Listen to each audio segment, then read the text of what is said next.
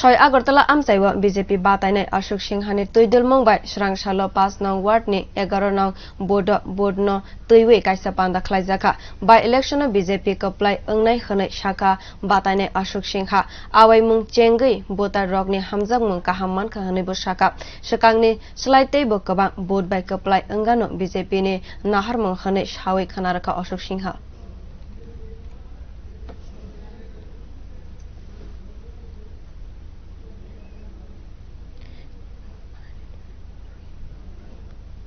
মূলত আপনাদের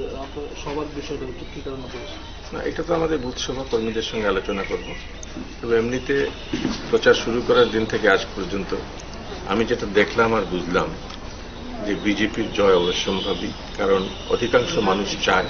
যে উন্নয়ন যেটা চলছে সেটা চলুক এবং যেই অপশক্তিকে আমরা পরাজিত করে 2018-তে সরকার পরিবর্তন করে দেশে এবং রাজ্যে একটা নতুন জোয়ার এনেছি, সেটা যাতে আর কোনো উৎসাহ না পায়